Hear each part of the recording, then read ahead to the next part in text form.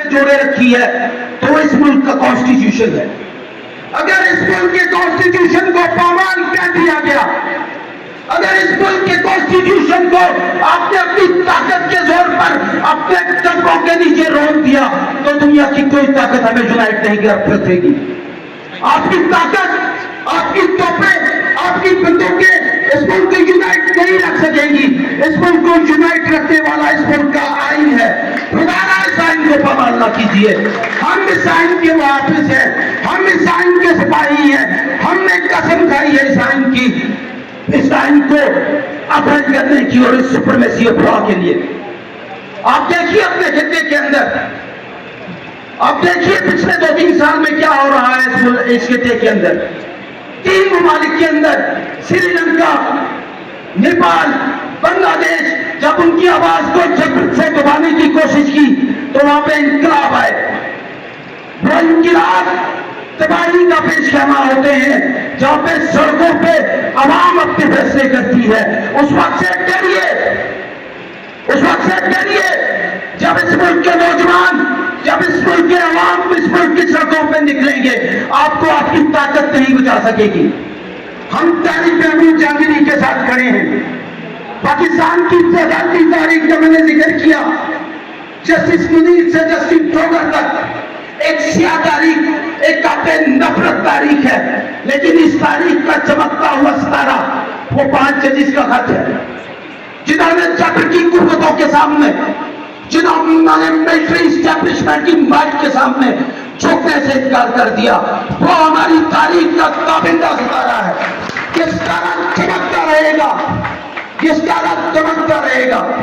मैं आपके सामने जहां पे तारीख की बात की गई, इत्तफाक चौधरी साहब की बात की गई, 9 मार्च 2007 को शुरू होने वाली तारीख की बात की गई।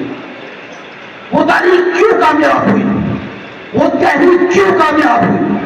उसकी कामयाबी की सिर्फ एक वजह थी, खैबर से लेकर कराची तक हर पॉलिटिकल पार्टी के बुकलाविंस, हर ग्रुप के नुमाइंदे एक पेज पे खड़े थे। हमारे दरमियान कोई डाइसेंटिंग वॉइस नहीं थी, हमारे दरमियान कोई इख्तिलाफ नहीं था।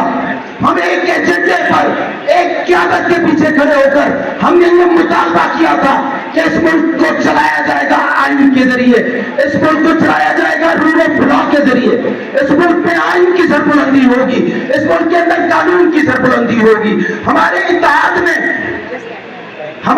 इत्तेहाद ने उस वक्त के डिक्टेटर को कलमे चाटने पे मजबूर कर दिया और वो इस मुल्क से भागकर बैरून मुल्क में उसमें जाके उसकी डेथ हुई।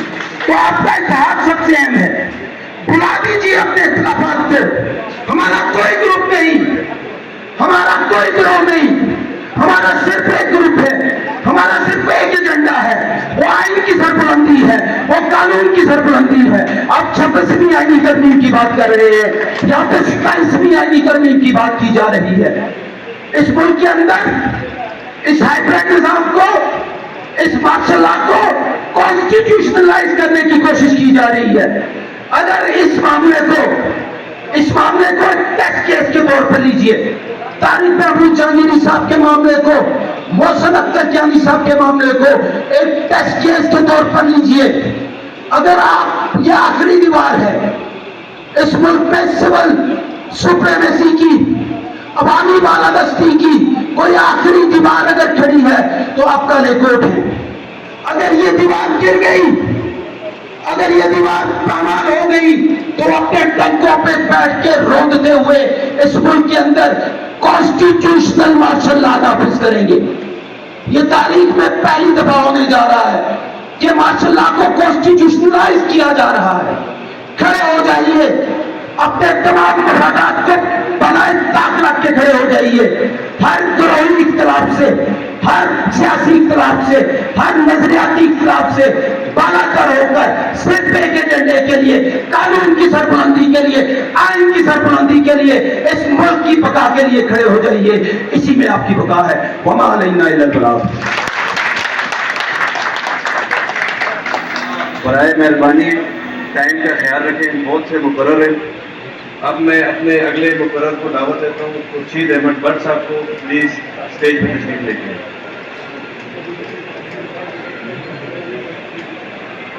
بسم اللہ الرحمن الرحیم.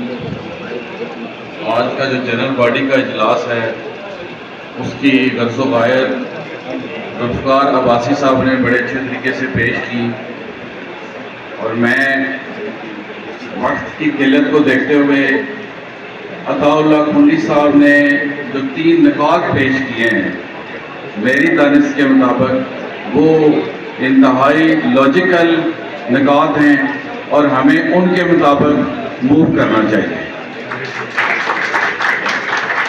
دوسرا میں صرف ایک بات ایڈ کروں گا، کل ہم بھی کورٹ میں موجود تھے.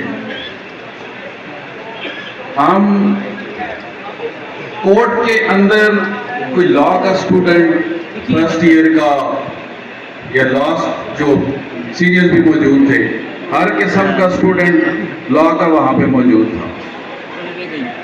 اب آپ نے ایک آرڈر کیا جو آپ کا اورل آرڈر تھا، سب نے سنا، اس کے بعد آپ نے آرڈر چینج کر دیا. میں سمجھتا ہوں کہ ایک لا کے اسٹوڈنٹ کو آپ کیا بتانا چاہ رہے ہیں کہ بھئی آپ نے ایک آرڈر کیا، اناؤنس کر رہے ہیں، اور اندر جا کے آپ نے آرڈر چینج کر لیا. تو جو لوگ وہاں پہ موجود تھے، سارے ہی لائر موجود تھے، ہم خود موجود تھے، ان کو آپ کیا بتانا چاہ رہے ہیں؟ آپ چاہ رہے ہیں کہ ہم اس جو آپ کا سپیکنگ آرڈر ہے، جو آپ نے اورل آرڈر دیا، میڈیا بھی موجود تھی، اس کو ہم سامنے لے کے آئیں، اور انشاءاللہ ہم لے کے بھی آئیں گے. اور میں سمجھتا ہوں کہ ہماری کیبنٹ وہاں پہ موجود تھی. ہم کیبنٹ کو الیکٹ کرتے ہیں ووٹوں کے ذریعے، اور میں بار کونسل کے نمائندگان بھی موجود تھے. جو بار کونسل کے نمائندگان اور کیبنٹ لائے عمل دے گی، ہم اس لائے عمل کے تحت چلیں گے اور انشاءاللہ ان کے ساتھ کھڑے ہوں گے. Thank you very much. اب میں اپنے اگلے مقرر جناب ظفر کھوکھر صاحب کو دعوت دیتا ہوں، پلیز اسٹیج کی تشریف لے کے.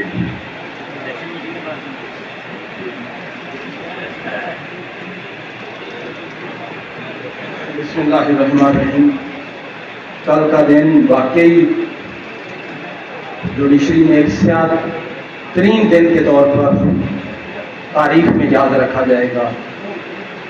میرے ساتھ ساتھ بہت سے وکلا عدالت میں موجود تھے جن کے سامنے آرڈر نہیں، ڈکٹیٹ کیا گیا، آرڈر ڈکٹیٹ کیا گیا، اناؤنس کیا گیا، اور چیف صاحب کے الفاظ تھے کہ ایون کے نوٹس کرنے سے پہلے بھی آپ لوگوں کو پراپر سنا جائے گا، یہ الفاظ تھے. اور اس کے بعد آرڈر کو باقاعدہ ڈکٹیٹ کروایا گیا کہ جب تک کمیشن ریفرنس کا فیصلہ نہیں کر دیتا تب تک یہ کیس فکس نہ کیا جائے، یہ آرڈر تھا. لیکن گھنٹے کے بعد کوئی پرچی آتی ہے، لکھا ہوا آرڈر آتا ہے، تو پھر وہ آرڈر چینج کر کے اناؤنس ہو جاتا ہے. اگر کیپٹل ہائی کورٹ کا چیف جسٹس لکھے ہوئے فیصلوں کے اوپر سائن کر کے عدالت چلائے گا تو میں ایسی عدالت کو نہیں مانتا. دوسرا میرا بڑا کلیئر ویو ہے، الیکشن سے پہلے اگر مجھے بتا دیں کہ 26 امینڈمنٹ ہونے کے بعد